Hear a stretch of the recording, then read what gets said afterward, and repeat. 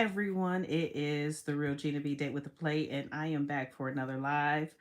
I said I am going live every single day for the rest of this year, and it's kind of a commitment thing for me. A lot of times I have the ideas, I have the knowledge, I'll have the plan, but executing it and staying consistent is usually one of the biggest problems for me. I sometimes get bored about things or I just don't want to complete it because I've gotten another bright idea and I'm moving on to the next. But I was in a conference, it's actually called Millions Conference, with Tiffany Montgomery. If some of you know who that is, she had a Millions conference that she actually gifted the tickets this year to just general seating people for free. And I had always said I want to go to a Millions conference, but when I would go, things wouldn't happen or finances weren't there or I wasn't in that city. And then for her birthday, which I believe is the 4th of July, she was like, you know what? God told me to gift these tickets for free. And it was in Atlanta. And I was like, yeah, everything lined up just perfectly. So I was able to go. And she gave some really good, she had a lot of great speakers. Actually, I really need to go and rewatch the replay because she ended up gifting the replay to us for free as well there. And it was a great service. And then on top of that, when we were there, we ended up going to, I went solo, but I met a lady there. Tiffany also had Covered by God, which is her ministry, like church, a service. So I went to Millions in one day earlier that day, went back to the hotel, took a nap, got dressed, and came back for the service that night.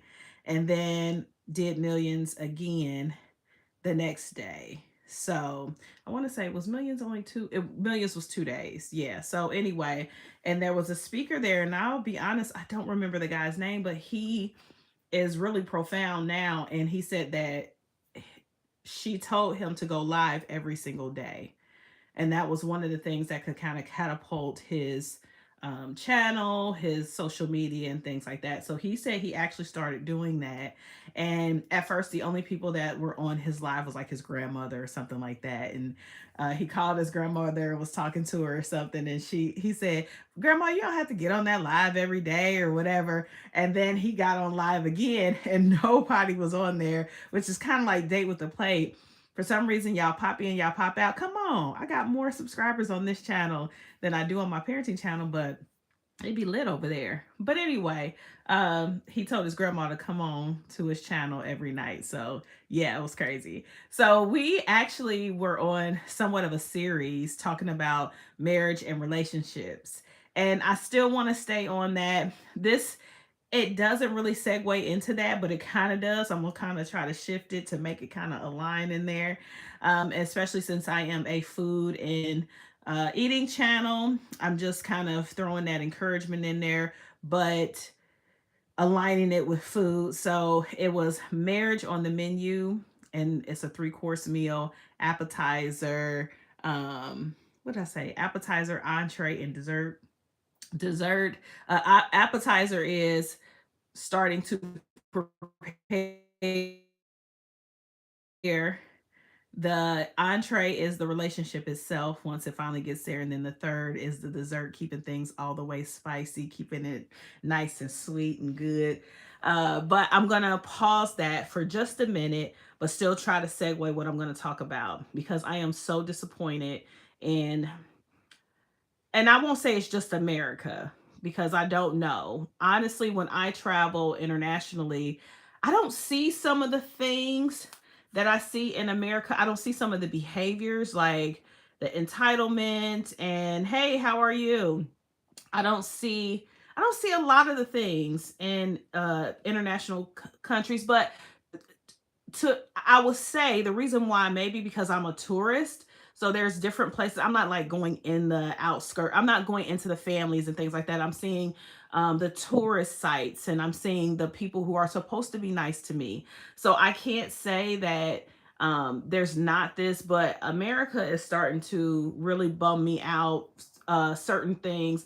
Yes, we have liberties. Yes, we have certain things here, but what I'm going to talk about today is sadly a debate that is going on. And I don't think we should ever have a debate when it comes to a child being inappropriately touched by their teacher or an adult or anything like that. There should never be a debate about it. But today and I actually have on my parenting channel, Regina Long with Not So Perfect Parenting, I have a video of me debating, not only on that channel but also on TikTok when I uploaded it, debating with several men about a young boy being inappropriately touched by his teacher. And they're like, wow, she's hot.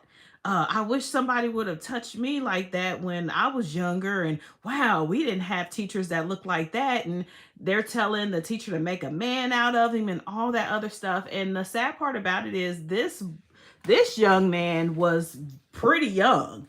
He was like 13, 14 maybe. He was not like this other young man that I'm going to talk about. So I ended up watching a video today, and I was so disappointed in some of the comments, and I was disappointed in just the people in general. And I don't know if we had this problem internationally. Do they debate about stuff like this? So there's a teacher. She's very attractive. She's extremely attractive. She's probably in her late 20s, maybe. She's somewhere around 20, maybe early 30s. Probably not that old, but we'll say between mid 20s and mid 30s, probably. She has 2 children, and she married, I believe, her college sweetheart. I didn't see, but he looked, they blurred his face out. He looked like a nice young man. Um, so a married woman, married her college sweetheart, 2 children, small children, not, she ended up having inappropriate relations with one of her students. Now, the debate is this young man is 18 years old, which doesn't matter because it's still a crime. It's almost like your boss like sexually harassing you or something like that, so you can't get ahead, or for you to get ahead or something like that. You can't have these power roles and these power struggles. And they're like, but the guy, he's 18 years old, it should be okay. No, it's still, that's his teacher. And then the woman is married with 2 children, and there are men in the comments. There are people in her town that the reporter said that is supporting this woman. They're saying, when someone comes around, they are in support with her, saying how wonderful she is in the community and all this other stuff. And I don't take any of that stuff away from her. She's probably great in the community, but this woman inappropriately touched one of her students. I don't care if he was 18 years old, he was a student. Why can't you go out and find somebody in the community? Now, first of all, I'm not supporting it because she was married with 2 children. But the thing is, you can't find somebody else who's not your student out in the community. I know it's a very small town in Alabama. Y'all make sure y'all look it up. It's actually on Law and Crime. And I forgot what the lady's name is. She's covering it. It's not the 2 men, but she's covering this story. And I'm just in my head like, who supports this? That is her student. I don't care if he was 18 years old. It's a student. Go to a bar or something and find somebody who's not your student. Like, what? If you like 18-year-olds. At least he is legal, but goodness grief, he's barely legal.